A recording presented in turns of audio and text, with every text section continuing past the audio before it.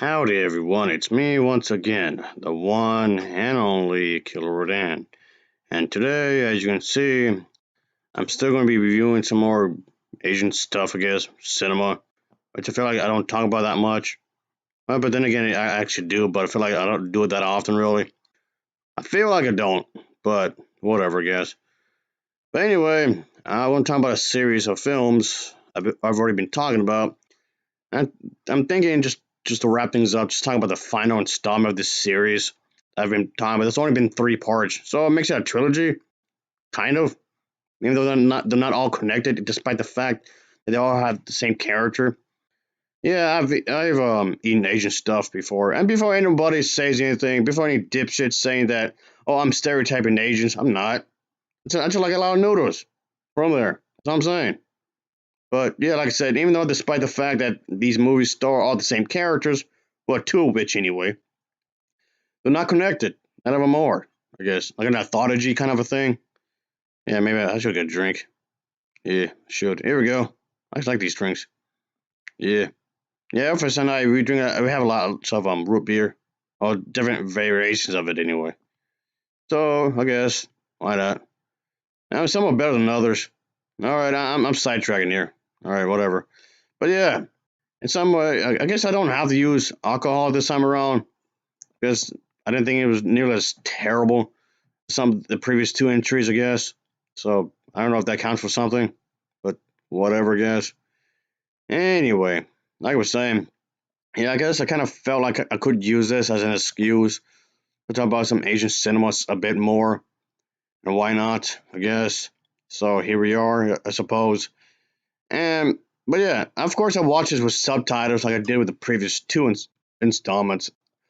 Of course, I don't. I usually don't like foreign films being dubbed over in English because like 99.99% of the time it's terrible. Even the anime shows or any other shows that they made from over there, I guess from Asia, could be Japan or whatever else. I guess I'm not being specific here. You still get my point though. The dubbing is usually just really bad. Not always. Sometimes it's actually halfway decent. Sometimes good, but that's rare. But anyway, okay. I'm just throwing it out there. I'm just dragging this on a little bit, folks. I just thought I'd let you know. But yeah, of course, I watch this unedited, uncut, or like I tend to do when it comes to movies, which I prefer actually. Even if the movie itself isn't all that great, really. Maybe just me, I guess. Whatever. I'm just if something's meant to be a certain way, don't edit stuff out. Don't do that. I hate censorship. But yeah, it's been on my, I guess, my to-do list anyway. I know technically you can call it a notebook. That's because that's actually what it was, a notebook. But still, I'm calling my to-do list because I have quite a bit to talk about anyway. Yeah, this thing's beat to hell. But like I said, I have a lot to talk about.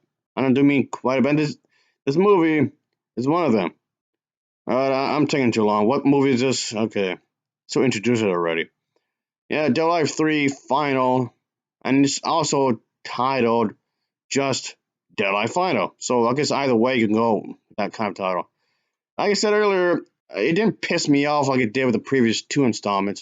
It was better, I guess. I mean, hell, it was better than this Dead Life movie. Oh yeah, I can definitely say that. Oh, that's a load of shit. Oh, fuck off. Ugh. I mean, that doesn't mean the movie's good. Don't get me wrong. Just because it's better than the other things I just mentioned doesn't mean it's good. It's just, whatever. Kind of like Mass Effect 4, or I guess Mass Effect Andromeda, I guess. It's just whatever. Meh. It's just the best way to describe this. Just meh.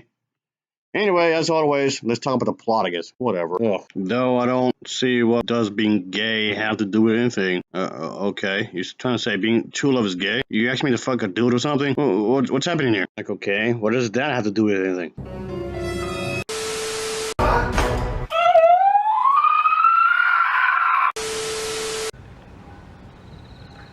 What? Cheers.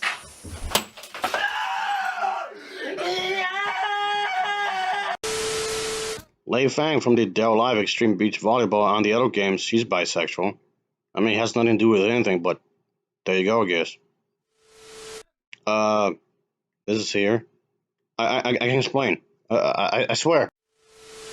So yeah, we do see maybe a couple of familiar faces here as the cop of this police force and a drafting individual play their parts in this post-apocalyptic society. And it just seems that they are destined to fight or whatever. Their encounter will, of course, obviously would change them forever, like, as if it's some sort of fate kind of a thing that's going to happen. Of course, there's also this female police officer in here for some reason, and yeah, pretty much what's going on here in this version of the war is that the population is kept under control by this half crazed mayor or whatever, and whatnot. So okay, that's a thing here for whatever reason. Okay, of course, like I said, this is third and final installment, but I felt the premise that these movies have, it feels worn out at this point. Yes, I gotta do something with Yakuza, the Mafia, or whatever, I guess, but with these two characters acting like the two main characters from the previous two films, though again, there's no real connection. I did not really buff, really macho, very action oriented, and whatnot, yada yada yada. It doesn't do anything original, really. It just feels like, okay, been there, done that, kind of a thing. And it's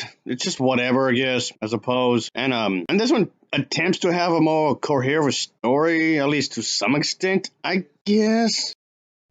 So it's kind of like how in the original Dead Alive games, they didn't really have much to offer really in terms of narrative or whatever. And it's pretty straightforward. And then they just change it up in Dead Alive 3. It has more of a plot, at least it tries to anyway. And there's more modes, pretty much more everything compared to the first two games. Well, yes, I can say that this is an improvement, but the game seems to be fairly decent. I can say the same thing with this movie. And, well, yes, it tries to be more coherent compared to the other two, sure, but still.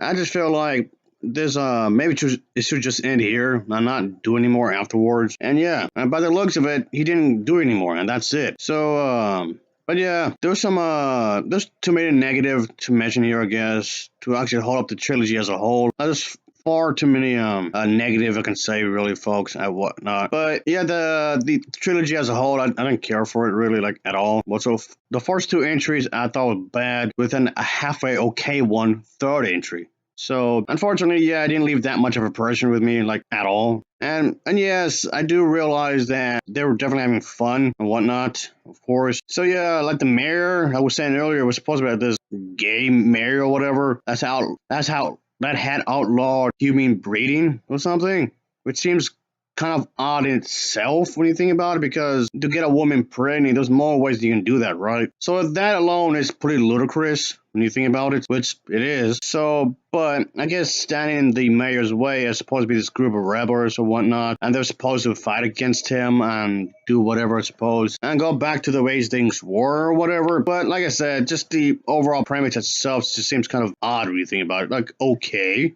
whatever. I mean, okay, yeah, the premise of this movie is pretty absurd, but then again, they're all are.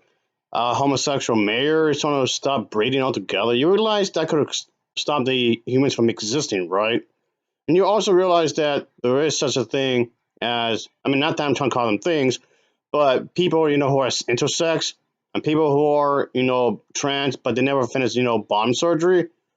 Maybe they can help out if you catch my drift here.